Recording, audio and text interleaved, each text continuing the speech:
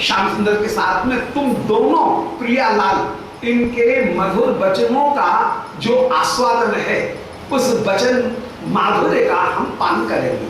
तुम युगल के बीच में जो संवाद माधुर्य होगा उस संवाद की मधुरता का हम पान करेंगे।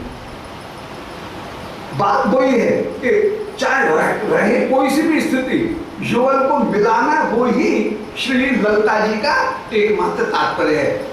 अलग छपा देंगे तब भी कृष्ण से मिलाएंगे, और यदि अपने साथ में रखेंगे तब भी इनके युगल के वार्तालाप के माधुर्य का आस्वादन करेंगे।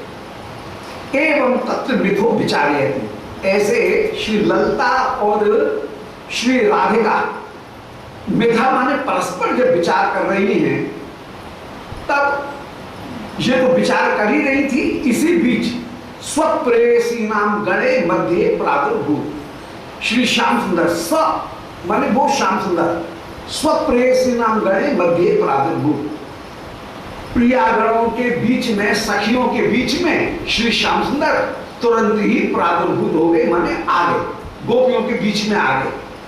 अब कैसे आ गए उसके लिए वर्णन कर रहे हैं कि यथा कुमुदनी वृंदे विधु पर्वणि, उसके लिए उपमा दे रहे हैं जैसे कुमुदनियों के बीच में चंद्रमा उदय हो जाता है शुभ मुहूर्त में। पर्वणि माने रात्रि के समय, पर्व के समय, पूर्णिमा के पर्व के समय जैसे कुमुदनियों के बीच में चंद्रमा प्रकट हो जाता है। कवियों में एक प्रसिद्धि है कि कुमुद कुमुदनी इनके की मित्रता है चंद्रमा से, और कमल कमलनी इनकी मित्रता है सूर्य से। तो सूर्य को कहा जाता है कमलनी बंधु और चंद्रमा को कहा जाता है कुमुदनी बंधु। तो उसी कवि प्रौढ़ी को, कवि परंपरा को ध्यान में रख करके यहाँ पे कह रहे हैं कि जैसे कुमुदनी वृंद के बीच में विधु माने चंद्रमा, पर्वणि माने अपने समय पर प्रदोष काल में जैसे चंद्रमा का उदय हो जाता है, जब भी उदय है चंद्रमा के उदय का समय, उसमें जैसे चंद्रमा उदय हो जाता है, ऐसे ही श्री श्याम सुंदर सखियों के बीच में ये वार्तालाप कर रही थी, उस समय ही प्रकट हो गए हैं।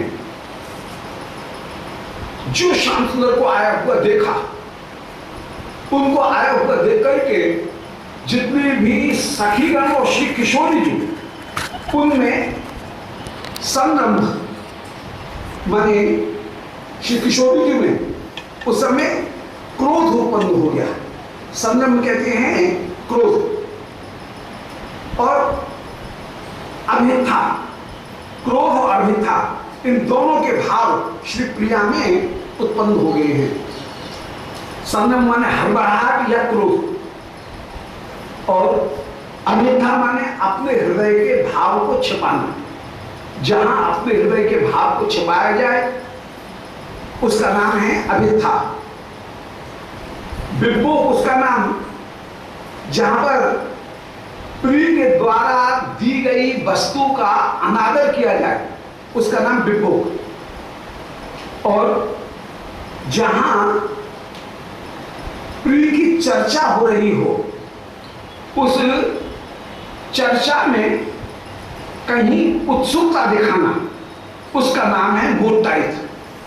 और प्रिय से मिलन के समय कहीं झूठे आंसू, झूठे नेति नेति वचन का प्रयोग करना, उसका नाम है कुप्तमित। तो ये चार भाव बड़े महत्वपूर्ण हैं।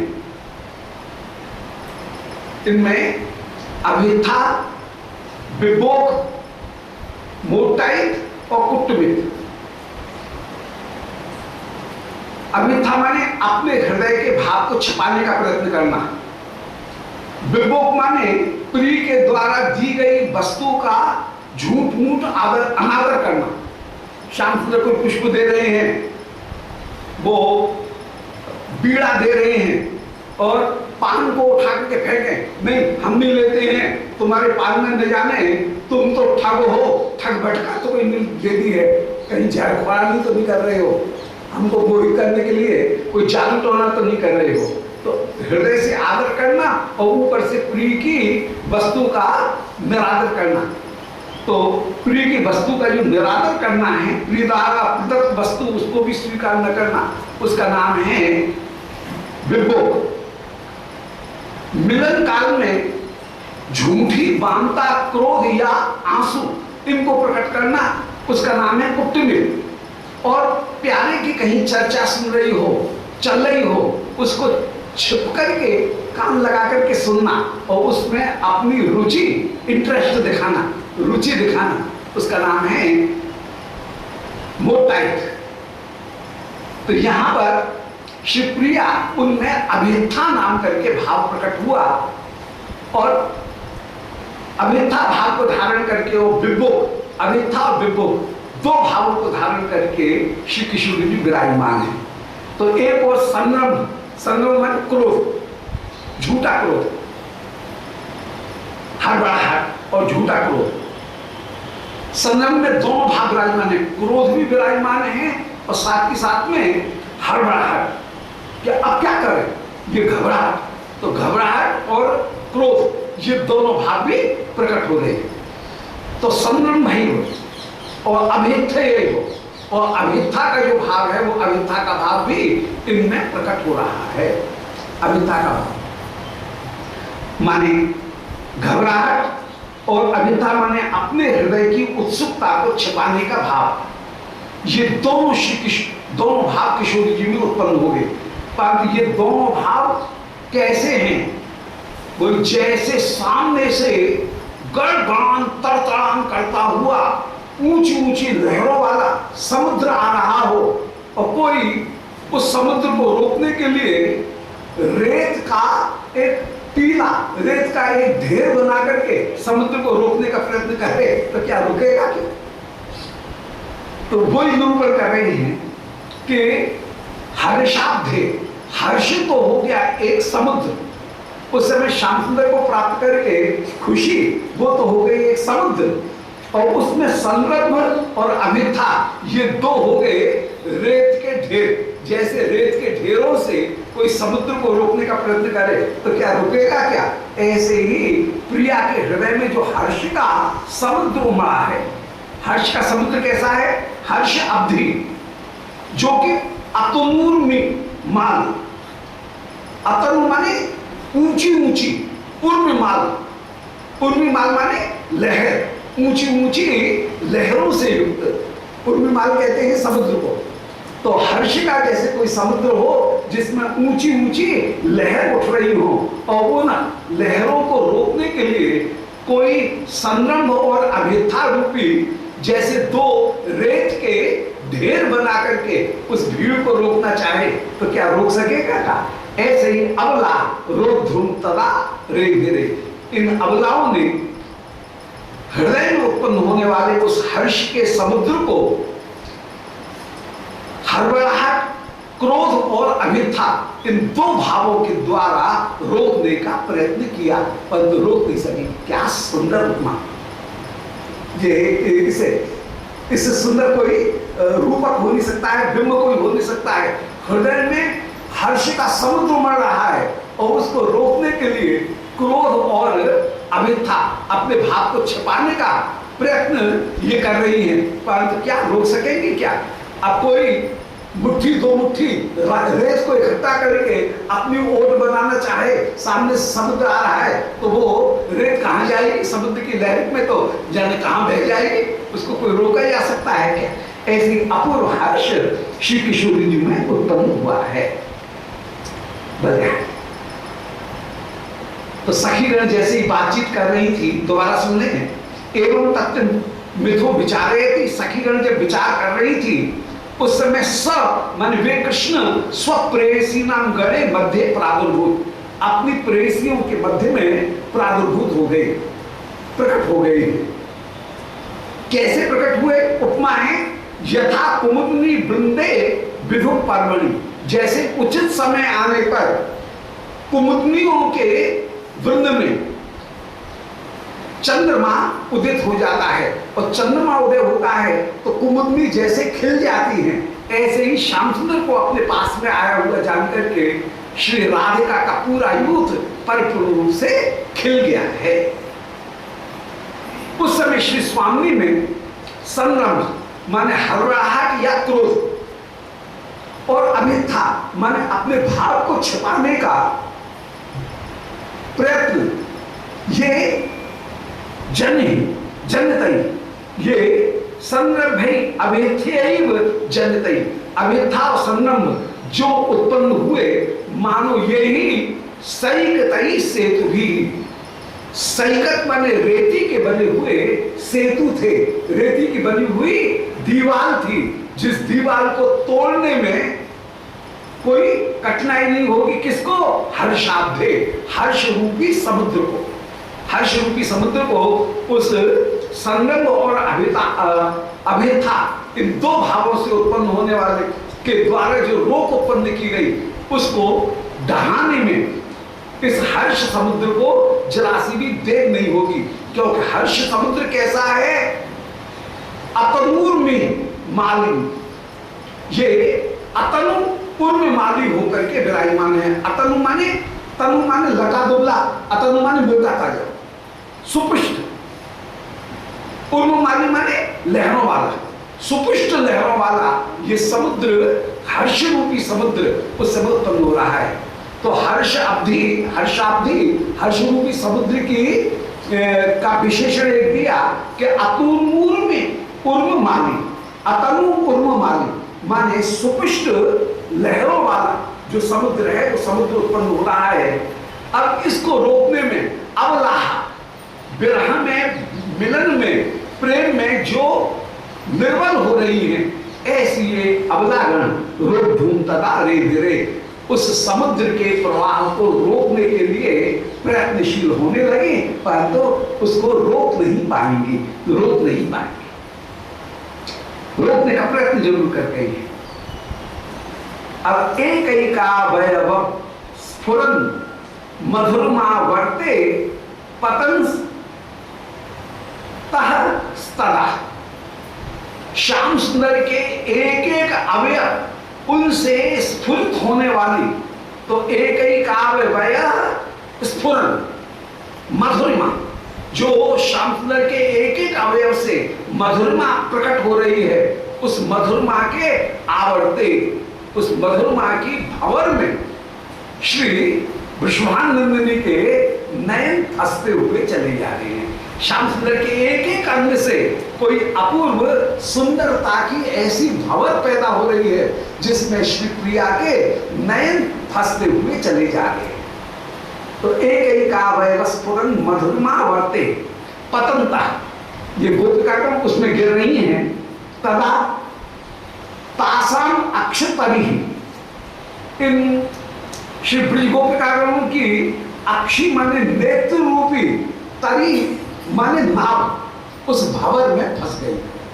श्याम सुंदर के एक एक अंग से प्रकट होने वाली मधुरमा की जो भंवर, उसमें इन गोपिकागणों के नयन की नौका फंसती हुई चली जा रही है। एक एकाक्ष तरी, तरी ब्रजा, इन ब्रज गोपिकागणों की नेत्र रूपी तरी माने नौका की, ब्रज माने समूह, इन गोपियों के नेत्रों के नौका रूपी समूह उस समय फंस गया है।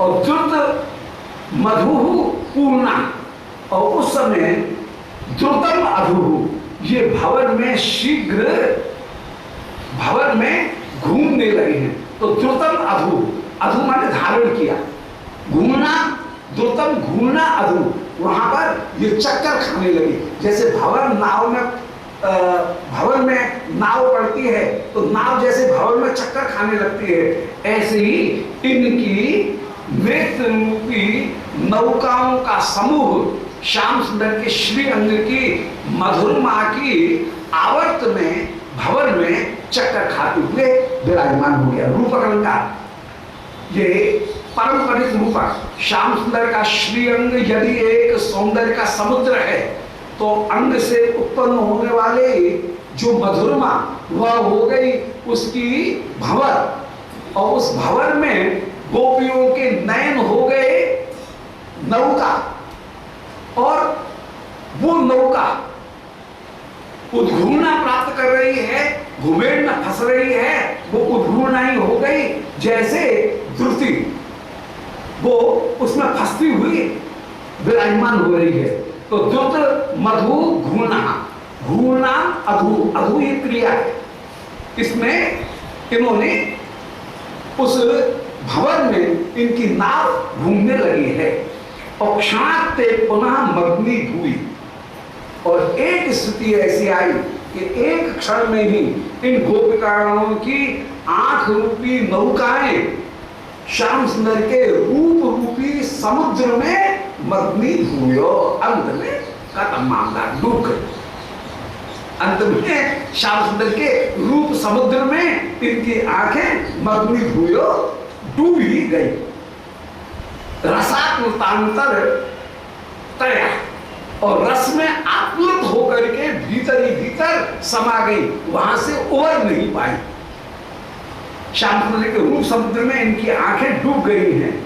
परंतु एक अद्भुत बात यह हुई कि नाव जो डूबी, वो नाव डूब करके ही समुद्र के अंदर भी वह कहीं नीचीनता अविंदतो, नीचीनता प्राप्त करके विराजमान। नीचीनता कहते हैं टेरिटरी, राज्य सीमा, राज्य सीमा बन करके वो विराजमान हो गई।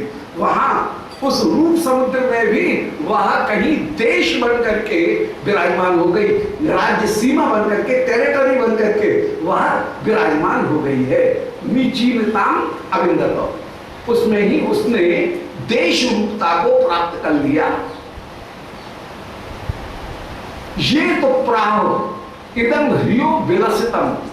अब यदि कोई अनजाना व्यक्ति इसको देखे तो वो तो ये कहेगा कि श्री प्रिया ये तो केवल लज्जा में युक्त होकर के विराजमान है, ये लज्जा का विलास है।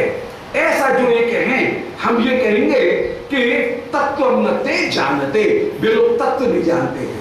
तत्वतः प्रिया के नयन डूब करके कहीं राज्य ही बन गए, यही बात सत्य है। वे राज्य सीमा बन, राज्य बन करके, वे महल महलाए और देश बन करके, नीचीन बन करके वे विराजमान हुए। जो आंखें डूबी इस रूप समुद्र में, वे आंखें ही कहीं आश्रय बन करके, भूमि बन करके विराजमान हो गई। अर्थात इन नयनों के डूबने पर ही उस राज्य का, उस माधुर्य का परिपूर्ण रूप से आस्वादन प्राप्त किया जा सकता है। एक नीति की का वचन है पुराण कि तंत्री नाद कवित रस सरस राग रतरंग, बिन डूबे डूबे तरे जे डूबे सब रंग।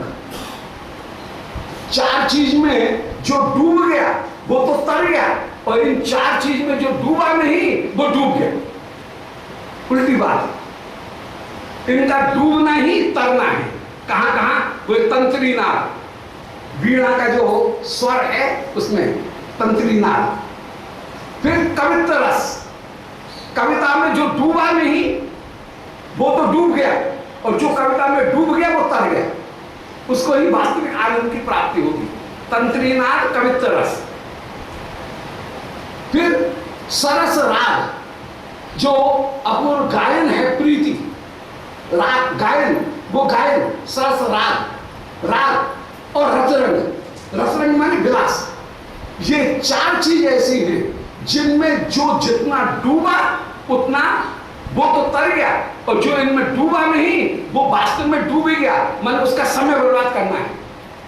काव्य को पढ़ रहे हो, काव्य में डूबे नहीं, किस काम का? संगीत सुन रहे हैं और संगीत में डूबे नहीं, किस काम के? कहीं राग गायन हो रहा है और उस राग के माधुर्य का आस्वादन नहीं किया तो किस काम का? प्रीति उसके रस का पूर्णता आस्वादन नहीं किया, किस काम का? तो जो अन्न डूबे अन्न बूढ़े बूढ़े तरे जे बूढ़े सब रंग। जो तो यहां पर ये प्रियागण श्याम सुंदर के रूप का दर्शन करते हुए उसमें इतनी डूबी कि इनका जो डूबना है वो ही मानो आधार बन गया उस रस का आस्वादन करने का। और यदि रस का आस्वादन नहीं किया जाएगा तो वो आधार व्यर्थ हो जाएगा। आस्वादन नहीं किया जाएगा, ये डूबती नहीं, और तो फिर उस रस का आस्वादन नहीं किया जा सकता। तो ये इनकी नाव डूबी और डूब करके वही निश्चिंता माने वह आश्रय बन करके विराजमान हुई, जिस आश्रय के द्वारा माधुर्य की श्रेष्ठता का, माधुर्य के रस का कहीं स्वाद लिया जा सकता है। ये डूबती नहीं तो उस श्याम सुंदर के माधुर्य का आस्वादन प्राप्त नहीं किया जा सकता था। तो जो ये कह रहे हैं कि अरे ये श्री किशोरी जी केवल लज्जा मात्र कर रही है, तो लज्जा का एक विलास मात्र है, वे कुछ नहीं समझे।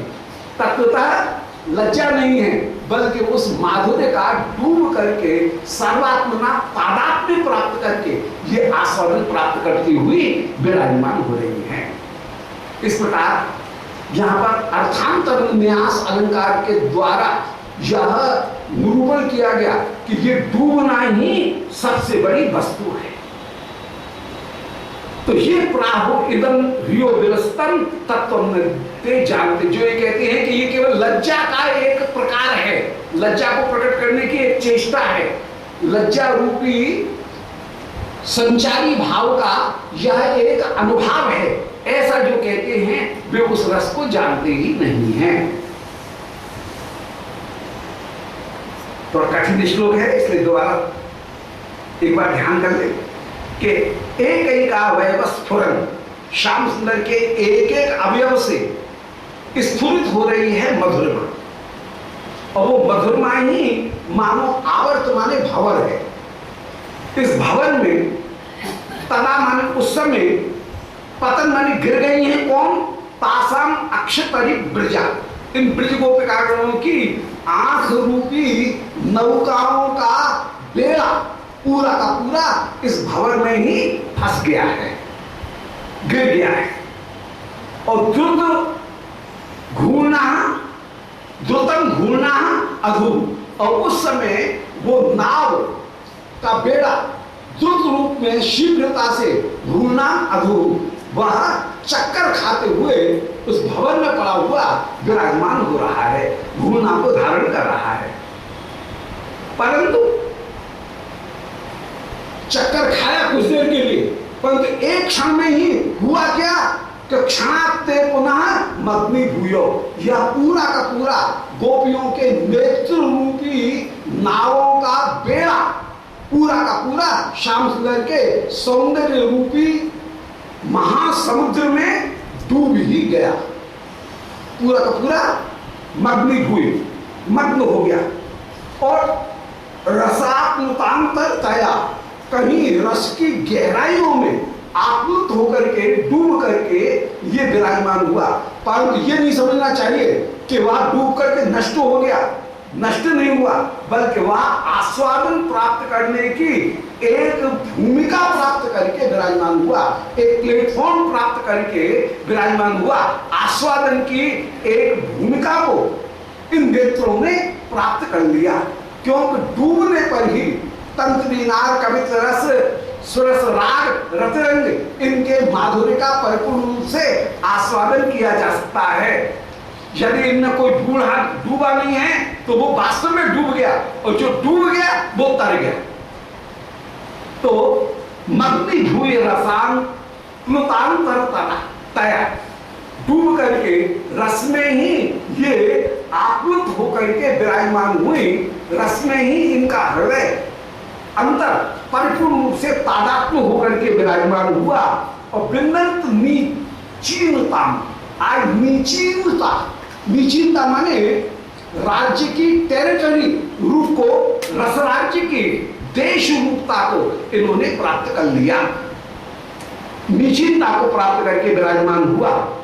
अब इस डूबने को यदि कोई ये कहे कि ना ना ये तो मामूली सा लज्जित होने की एक चेष्टा मात्र है, तो ये तो प्राहविदम रियो विरसतम, यदि कोई ये कहे कि ये श्री प्रिया जी में लज्जा नामक संचारी भाव उत्पन्न हुआ, और उस संचारी भाव के अनुभव रूप में कुछ देर के लिए श्री प्रिया में ये तन्मयता, जड़ता, ये उद्घूर्णा दशा ये उनमें आई, ये यदि कोई कहता है तो हम तो ये कहेंगे कि तत्व ते जानते, वे रस के तत्व को ही नहीं जानते हैं।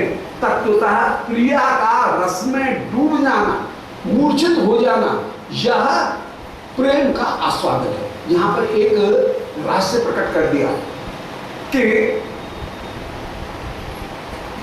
रसिकों की जो समाधि की स्थिति है, उस समाधि की स्थिति में प्यारे के आस्वादन की समाप्ति नहीं। ज्ञानियों की समाधि की स्थिति में उनके मन का भी कहीं लय हो जाता है। ज्ञान के विषय में कहा जाता है कि ज्ञान स्व पर विरोधी है।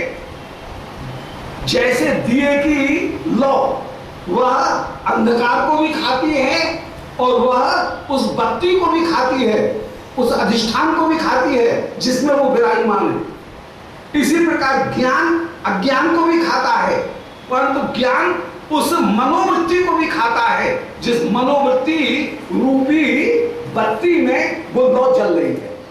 तो ज्ञान अज्ञान को भी खाएगा, मनोवृत्ति को भी खाएगा। और जैसे ही मनोवृत्ति पूरी हुई, समाप्त हुई, वैसे ही जीवात्मा परमात्मा में जाकर के ब्रह्म सायुज्य प्राप्त करके विराजमान हो जाएगा। उस ब्रह्म सायुज्य की स्थिति में केवल आनंद रूपता तो रहेगी, परंतु आनंद का आस्वादन नहीं रहेगा। जैसे सूर्य प्रकाशक तापक तो है, तो ताप रूपता प्रकाश रूपता तो है, परंतु सूर्य को न अपने प्रकाश की चकाचौंध हो रही है, न सूर्य को अपनी गर्मी खुद को लग रही है। सूर्य प्रकाशक है, तापक है, परंतु प्रकाश तापक प्रकाशक होते हुए भी सूर्य को अपनी चकाचौंध प्राप्त नहीं हो रही। यदि प्रकाशक होता तो हम तो सूर्य को देख करके चकाचौंध हो जाते हैं, सूर्य अपने तेज से स्वयं चकाचौंध को प्राप्त नहीं है।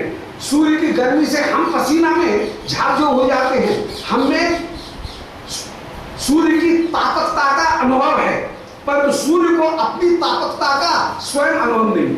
तो अपने ताप प्रकाश होने पर भी सूर्य को जैसे ताप प्रकाश का सम्यक अनुभव नहीं है, पूर्ण अनुभव नहीं है, यथा कथनचित अनुभव भी है कि हाँ मैं ताप रूप हूं, मैं प्रकाश रूप हूं, स्वरूप का अनुभव है, परंतु स्वरूप का आस्वादन नहीं है।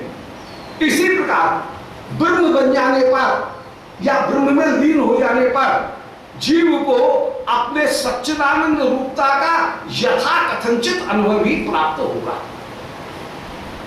ब्रह्म की पूर्णता, ब्रह्म के आनंद का उसको अनुभव नहीं है, क्योंकि उसके पास में ग्रहण सामग्री नहीं। जब तक भेद नहीं होगा, द्वैत नहीं होगा, तब तक वस्तु का आस्वादन प्राप्त नहीं होगा। तो जो ये कह रहे हैं कि ये लज्जा का विलास मात्र है, तत्व तो वे कुछ नहीं जानते हैं। वैष्णवों की जो समाधि है, रसकों की समाधि, उस समाधि की एक बहुत बड़ी विशेषता है कि उस समाधि में आस्वादन नष्ट नहीं होता है।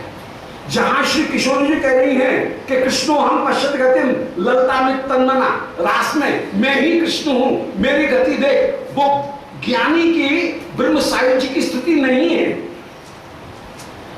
वहां पर प्यारे भी हैं और मैं भी हूं। कृष्णो हम, ये कृष्ण है और ये मैं हूं। आज कृष्ण ऐसे खड़े होते हैं, ऐसे कृष्णो हम पश्चित गति, कृष्ण की गति को तू देख, अर्थात अपना नायकापना भूला नहीं है। नायकापना श्री प्रिया जी में उस विरह की स्थिति में भी विराजमान है। गोपियों में विरह की स्थिति में भी हम नायिका हैं, श्याम सुंदर विषय हैं, ये आश्रय विषय का ज्ञान वहां पर समाप्त नहीं हुआ। तो कृष्णो अहम, ये द्वैत भाव वहां पर विराजमान है और आस्वादन निरंतर निरंतर प्राप्त है। एक हो जाएंगे तो आस्वादन की प्राप्ति नहीं है। तेज रूपता तो हो जाएगी सूर्य की, परंतु तेज का आस्वादन नहीं है। प्रकाशक रूपता तो हो जाएगी, परंतु प्रकाश रूपता का आस्वादन नहीं। ये कहीं अंतर हो जाएगा।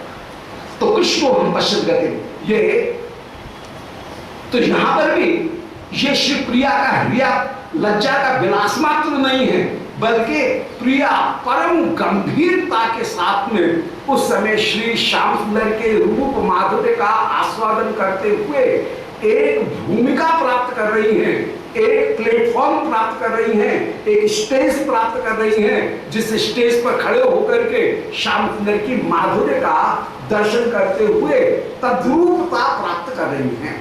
तद्रूपता कैसे? जैसे कोई व्यक्ति शेर जंगल में जा रहा था, एक दृष्टांत से बात स्पष्ट हो जाएगी। कोई जंगल में जा रहा था और इतने में सामने से गरजता हुआ एक शेर आया। शेर को देख करके वो व्यक्ति इतना भयभीत हो गया कि भयभीत होकर के मूर्छित होकर के गिर गया। वही जैसे यहां पर जल में डूब गई नाव, ऐसे वो मूर्छित होकर के गिर गया। शेर ने उसको देखा भी नहीं और शेर को अपने उछल कूद करता हुआ उसको उल्हान करके कहीं निकल गया बाहर।